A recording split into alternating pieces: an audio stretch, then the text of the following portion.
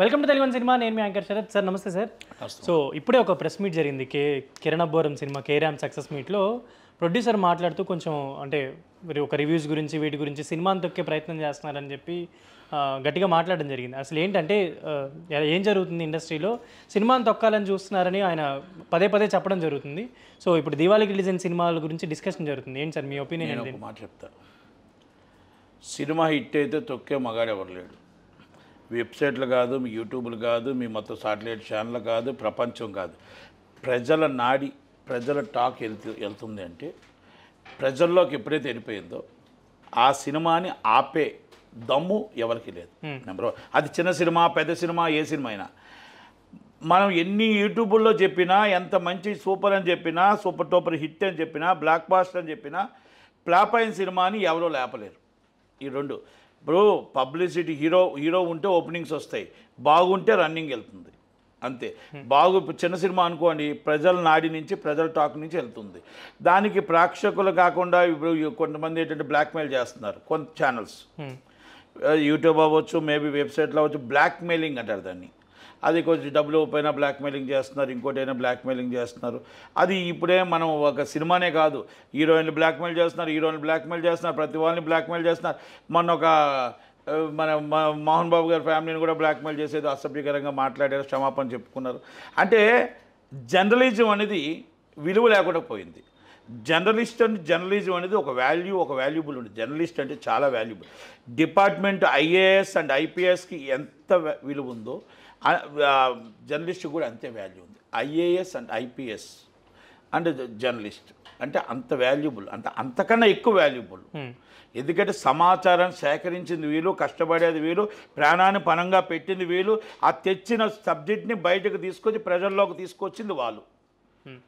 నేను నమ్మేవాడిని, జర్నలిజాన్ని నమ్మే వ్యక్తిని. కానీ ఇప్పుడున్న జర్నలిజం అయిపోయింది.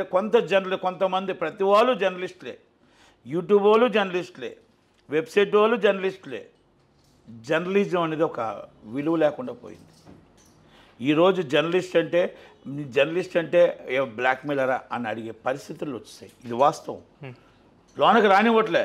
ఒకప్పుడు జర్నలిస్ట్ అంటే ఒక స్టింగర్ వస్తే, ఒక జాయింట్ కలెక్టర్ అవ్వచ్చు, ఒక పోలీస్ స్టేషన్ అవ్వచ్చు, లేకపోతే ఒక ఎంఆర్ఓ ఆఫీస్ అవ్వచ్చు, గడగడలు ఆడేవారు. ఒక స్టింగర్ బయటకు వస్తే, ఆ స్టింగర్ వస్తే అమ్మో ఏమవుతుందో, రేపు ఏమొస్తుందో చూసు, రేపు నా జీవితం ఏమవుద్దో, నా లైఫ్ ఏమవుద్దో అనే పరిస్థితిలో భయభ్రాంతులు అయి ఉండేవారు.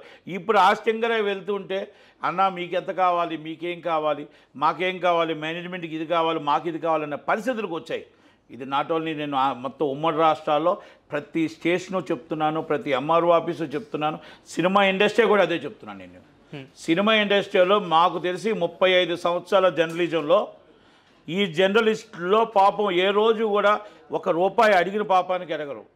ఆయన సీనియర్ జర్నలిస్టులు ఉన్నారు. ₹1 ఆశించిన పాపానికి ఎరగరు.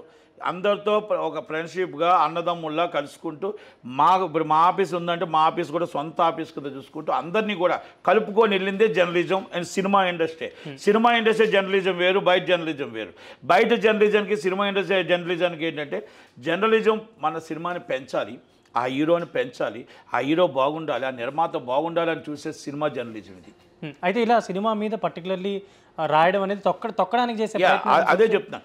ఈ మధ్యకాలంలో సినిమా జర్నలిజంలో కొంతమంది అసభ్యకర రాతలు, పాత వాళ్ళు cinema industry journalism cinema journalism పేరుతో కొంతమంది వచ్చి అసభ్యకర రాతలు అవ్వచ్చు, అసభ్యకరంగా సినిమాని ఏదైనా తొక్కడానికి అవ్వచ్చు. ఎవరి ప్రయత్నాలు వాళ్ళు చేస్తున్నారు. కానీ నేను ఒకటే మాట చెప్తా, ఏ సినిమాని తొక్కాలన్నా, ఏ సినిమాని పెంచాలన్నా అది ఎవరి వల్ల కాదు, అది మనం తెలుసుకోగలగాలి. ఇప్పుడు రేటింగ్ చూసి సినిమాకి వెళ్ళట్లేదు. మొన్న కిరణ్ అబ్బోరం మాట చెప్పాడు, కళ్యాణ మండపం ఇది ఎస్ఆర్ కళ్యాణ మండపంలో 1.5 ఇచ్చారు, సాయంత్రం చూస్తే నాకు మొత్తం టోటల్గా 3 వచ్చిందని. మరి 1.5 ఇస్తే సినిమా చూడకూడదు కదా. కానీ ఆ సినిమాని కలెక్టెడ్ మొత్తం ఏదైతే ఉందో, కనెక్ట్ అయిన తర్వాత ఎవరు ఆపలేరు. ఈ రేటింగ్లు మోసం అని తెలుసు, రేటింగుల్లో డబ్బులు ఇచ్చి చేయించుకుంటున్నారని తెలుసు, బుక్ మై షోలో డబ్బులు ఇచ్చి రాయించుకుంటున్నారో తెలుసు, అన్నీ డబ్బులు ఇచ్చి రాయించుకుంటున్నారో తెలుసు. ఈ వ్యూస్ ఏదైతే ఉన్నాయో, మిలియన్స్ వ్యూవర్స్కి డబ్బులు ఇచ్చి 10 లక్షలకి ₹2,25,000 కట్టి దొంగ వ్యూస్ వేసుకుంటున్నారని కూడా తెలుసు. ఇవన్నీ మనం మాట్లాడుకుంటూ వెళ్తే మనం చేసిన పాపాలు మనకే చుట్టుకున్నాయని చెప్తున్నా, మనం చేసిన తప్పులు మనకే చుట్టుకున్నాయని చెప్తున్నా.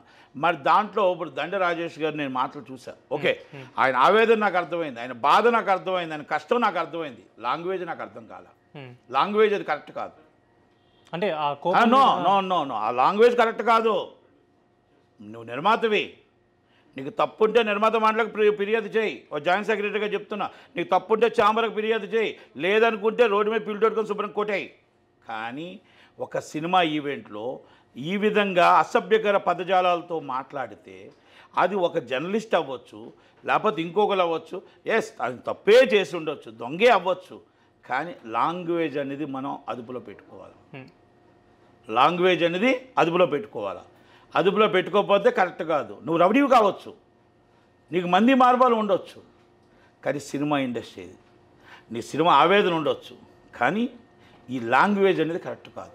అయితే ఇప్పుడు ఈ రిలీజ్ అయిన కరెక్ట్ కాదు. ఈ ఆవేదన ఉండొచ్చు, కానీ ఈ లాంగ్వేజ్ కరెక్ట్ కాదు. ఈ లాంగ్వేజ్లో అక్కడ ఆడవాళ్ళు ఉన్నారు, అక్కడ మగవాళ్ళు ఉన్నారు, సినిమా ఈవెంట్ ఉంది, కోట్లాది మంది సినిమా చూస్తారు. మీ సినిమాకి నష్టం అవుతుంది, ఇది మీ సినిమాకి నష్టం అవుతుంది.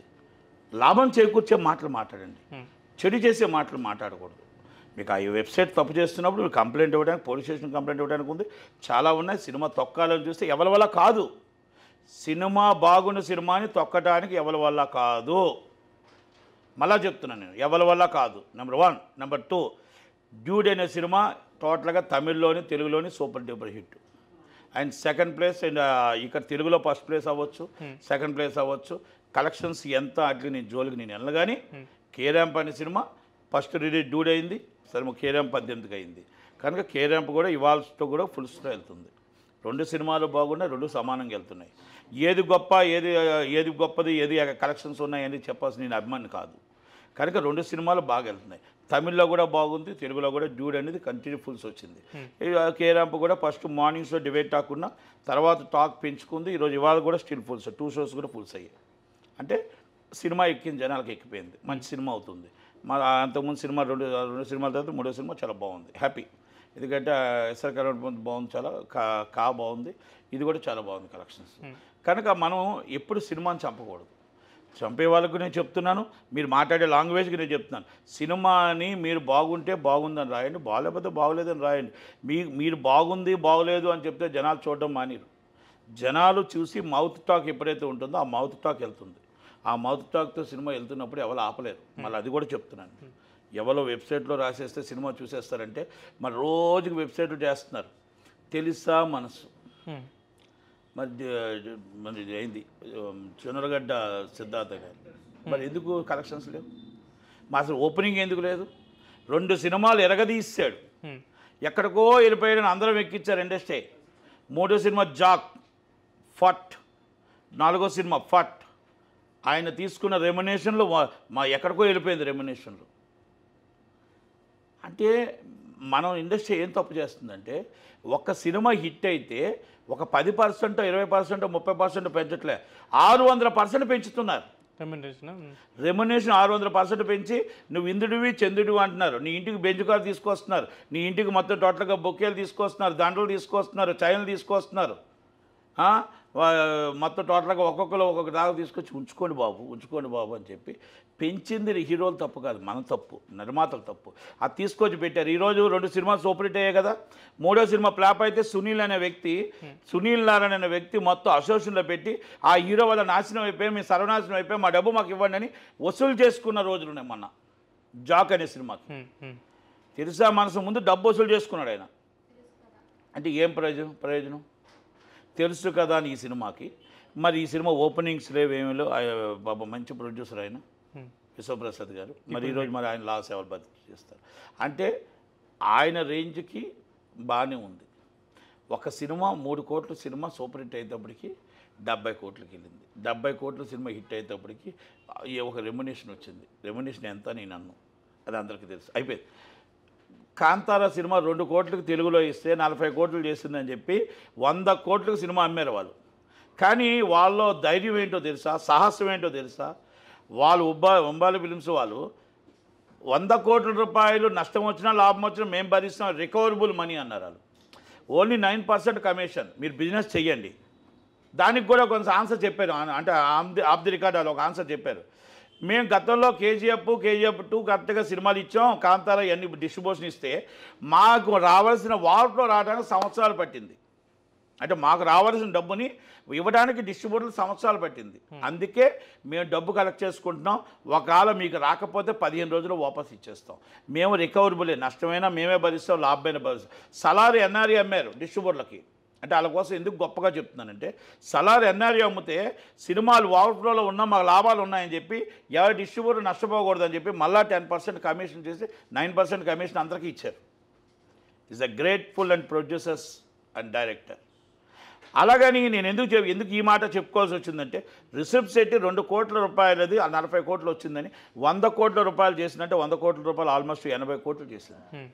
80 కోట్లు చేసింది అంటే నియర్ బై 100 కోట్లు చేస్తుంది అనుకుంటున్నాను నేనైతే.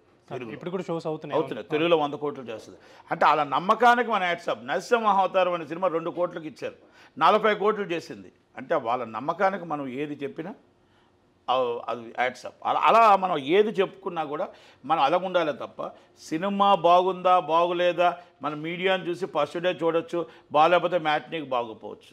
మళ్ళీ మనం జనాలు చూస్తే ఇప్పుడు లక్ష్మీ అవతారం టికెట్స్ మార్నింగ్ షో 15 టికెట్లు, మ్యాట్నీ 50 టికెట్లు, first show full, second show full, continue 20 days fulls. Opposition Harihara Veeramallu 3 థియేటర్లతో స్టార్ట్ అయింది, 300 థియేటర్కి వెళ్ళింది. అది హిట్టా ప్లాపా? ఏ మీడియా చూసి వచ్చారు, ఏ మీడియా లేకుండా వచ్చారు? సినిమా బాగుంది. ఏ వెబ్సైట్ మీరు తప్పు రాస్తే ఆగిపోయారు.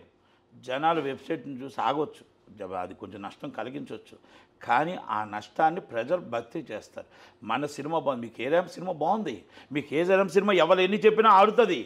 ఆడుతున్న సినిమాని మీరు ఎందుకు మనం ఎవ్వరు ఏమి చేయలేరు.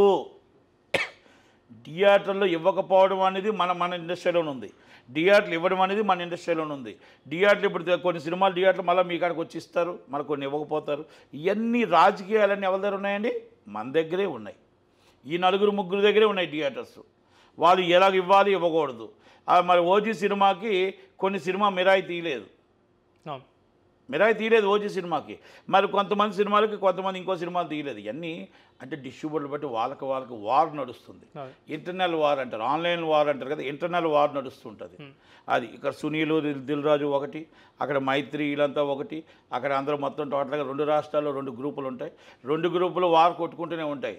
అది సినిమాని చంపేస్తుంటారు. ఇవన్నీ నిజాలు చెప్తున్న నిజం. ఇది వాళ్ళు గుండ్ల మీద చేసుకొని చెప్పమండి, మేము వార్ లేదు, మేము అన్నదమ్ముల్లాగా ఉన్నామని చెప్పమానండి. బయటికి కౌగిలించుకుంటారు, లాంగ్ చూసుకొని ఈ సినిమాని ఎట్టి బస్సు తొక్కేయాలనుకున్న రకాలు ఉన్నాయి ఇక్కడ. బిజినెస్. పవన్ కళ్యాణ్ గారిని స్టేజ్ మీద పొగుడుతారు, బయటకు వచ్చి పవన్ కళ్యాణ్ ఎలా తొక్కాలని చూసే రకాలు ఇవి. చిరంజీవి గారిని అన్నా మీరు లేరు అని అంటారు, బయటకు వచ్చి ఇంకొకరు పొగుడుతారు. ఇది ప్రతి ఒక్క దాంట్లో is a crazy, is a celebrities and నిర్మాతలు వాళ్ళ 5-6 యూగోలు ఇవన్నీ చాలా ఉన్నాయి ఇండస్ట్రీలో. అది కౌగిలించుకున్న అందరూ ప్రేమ కాదు, కౌగిలించుకోలేని వాళ్ళందరూ ప్రేమ లేదని కాదు. కౌగిలించుకున్న కక్ష ఉంటుంది, కౌగిలించుకోలేని ప్రేమ ఉంటుంది. కనుక ఇవన్నీ మనం అర్థం చేసుకోవాలి. నేను ఎందుకంటే చెప్పానంటే ఒక విషయంలో పవన్ కళ్యాణ్ గారిని తొక్కాలని చూశారు, వాళ్ళ వల్ల కాలేదు కాబట్టి వాళ్ళ మీద నుంచి తొక్కుకుంటూ పైకి వెళ్ళారు కాబట్టి అన్నా మీరే నా దైవం అని చెప్పుకుంటూ వచ్చారు. కనుక అందుకే పవన్ కళ్యాణ్ గారి పేరు ఎత్తాను. అలాగే చిరంజీవి గారిని ఎన్నో చేయాలని చూసినా ఆయన మెగాస్టార్ వెళ్తూనే ఉంటాడు. చాలామంది ఎన్నో మాట్లాడుతూ ఉంటారు, మొత్తం టోటల్గా అది ఇది అంటుంటారు. కానీ ఎవరు పని చేసేవాడికే మాటలంటారు, పని చేయలేని వాడికి ఏ మాట అనరు. కనుక is a worker. Konidela family is a worker. పని చేసి చూపిస్తారు, దానం చేసి చూపిస్తారు, కష్టం చూస్తే ఆదరిస్తారు. కనుక అందుకనే నేను ఆ ఫ్యామిలీ ఊసి ఎత్తవలసి వచ్చింది తప్ప. కనుక మైకుల్లో మాట్లాడిన వాళ్ళందరూ నిజాయితీ పరులు కాదు, మైకుల్లో పొగిడిన వాళ్ళందరూ నిజాయితీ పరులు కాదు. కనుక థ్యాంక్ యూ వెరీ మచ్.